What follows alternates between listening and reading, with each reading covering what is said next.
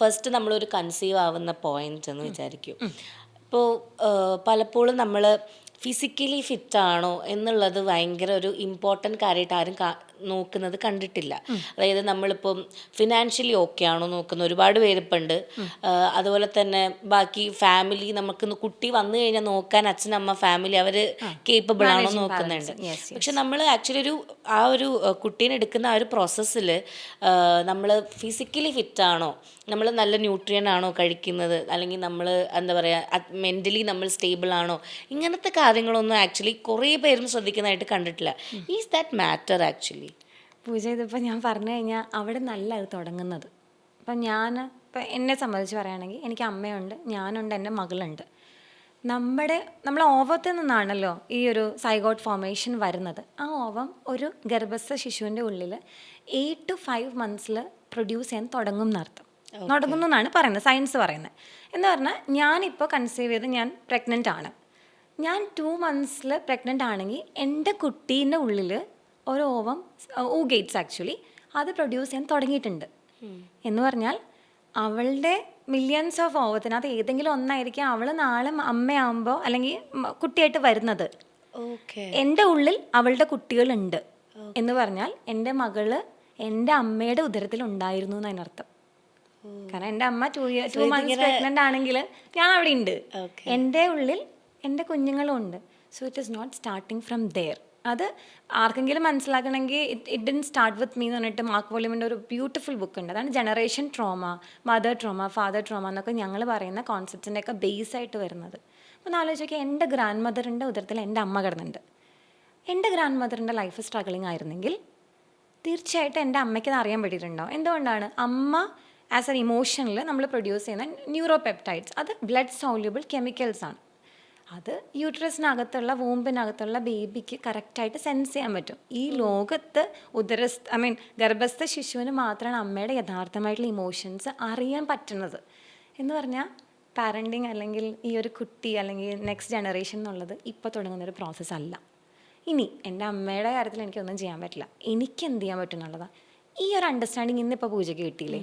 അപ്പോൾ കുറച്ചും കൂടെ എന്തായിരിക്കും അമ്മയുടെ അവസ്ഥ എന്ന് നമ്മൾ ചോദിക്കാൻ തോന്നും. അമ്മ ഇല്ലെങ്കിൽ നമുക്കത് അറിയില്ല, വി ഡോണ്ട് നോ ഇറ്റ്.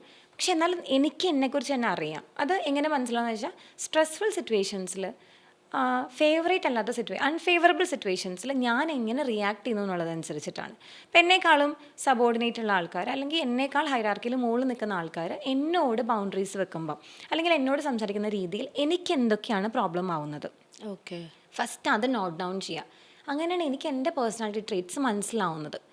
അപ്പോൾ എന്നേക്കാൾ ഇപ്പം ഞാൻ ഒരു അപ്പ അമ്മ കുട്ടി എന്നുള്ളൊരു ഹൈറാർക്കി എടുത്ത് നോക്കിക്കഴിഞ്ഞാൽ അച്ഛൻ അമ്മ കുട്ടി നമ്മൾ രണ്ടുപേരും കുട്ടിയേക്കാളും ഒത്തിരി മുകളിൽ നിൽക്കുന്ന ആളുകളാണ് അല്ലേ? അപ്പോൾ എനിക്ക് ഈ പവർ എടുക്കാൻ ഒരു ടെൻഡൻസി ഉണ്ടാവും. അതാണ് ഫസ്റ്റ് അണ്ടർസ്റ്റാൻഡിങ്. ഇങ്ങനെ നമ്മളെ തന്നെയാണ് ആദ്യം കണ്ടുപിടിക്കുന്നത്.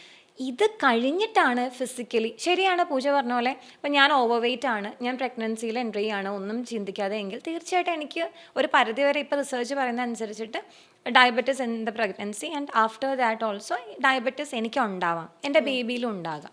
ഫാദറിൻ്റെ വെയ്റ്റ് ആക്ച്വലി BMI എടുത്ത് നോക്കുകയാണെങ്കിൽ അത് കൂടുതലാണെങ്കിൽ കുട്ടിയുടെ ബർത്ത് റേറ്റ് അതായത് ഹാർട്ട് റേറ്റിന് തന്നെ അത് ഡിഫറൻസസ് ഉണ്ടാക്കും എന്നാണ് സ്റ്റഡീസ് പറയുന്നത്.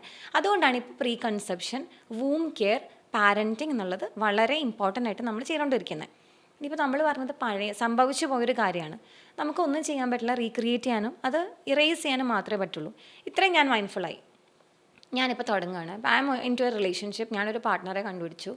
അല്ലെങ്കിൽ അത് ഞാൻ വേറെ പറയാം. ഒരു പാർട്ട്ണർ ഉള്ള സമയത്ത് എന്ന് പറഞ്ഞാൽ ഞാൻ അദ്ദേഹത്തോട് പറയാം, എൻ്റെ ഇഷ്യൂസ് ഇങ്ങനെയൊക്കെയാണ്, എൻ്റെ ഇമോഷണൽ ഇഷ്യൂസ് ഇങ്ങനെയൊക്കെയാണ്, ഞാൻ വളരെ വൾണറബിളാണ് സിറ്റുവേഷൻസ് ഇതൊക്കെയാണ്, താങ്കൾ എങ്ങനെയാണ്?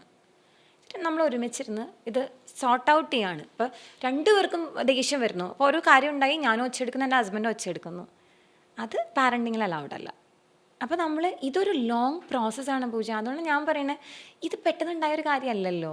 ഞാൻ കൺസീവ് ചെയ്ത് ഈ കുട്ടി പുറത്ത് വരാൻ 35 to 38 പോട്ടെ 40 weeks എന്ന് തന്നെ പറയും, 10 മാസം എടുക്കുന്നുണ്ട്. ഇത്രയും സമയം കൊണ്ട് നമ്മൾ ആസ് 2 individuals റെഡി ആയിട്ടേ പറ്റുള്ളൂ. എന്നാൽ മാത്രമേ നിങ്ങൾ ഇതിനെ ഇറങ്ങിത്തിരിക്കാവുള്ളൂ.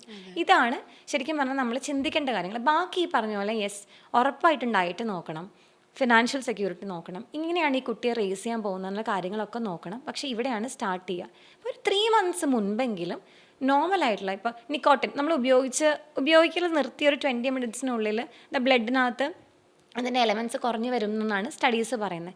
3 months ഇത് വേണ്ടെന്ന് നോക്കുക. ജങ്ക് ഫുഡ്സ് ആയിക്കോട്ടെ, മയണൈസ് എന്ന് പറയുന്ന കോമ്പണൻസ് അതായത് എന്താ പറയണ, അത് പറയാമെന്ന് അറിഞ്ഞൂടെ, ആക്ച്വലി ഞാൻ ഡോക്ടറല്ല. നമ്മുടെ കുട്ടിയുടെ ഏറ്റവും ഫോർമേഷൻ ഓഫ് ദ ബ്രെയിനിനകത്ത് അല്ലെങ്കിൽ ഹാർട്ട് കിഡ്നിയൊക്കെ ഈ 8 ആഴ്ചയ്ക്കുള്ളിൽ ഫോം ചെയ്യുന്ന കാര്യങ്ങളാണ്. അതിനകത്ത് ഹോൾസ് വരുന്നൊക്കെ കുറേ ജേർണൽസ് ഉണ്ട്.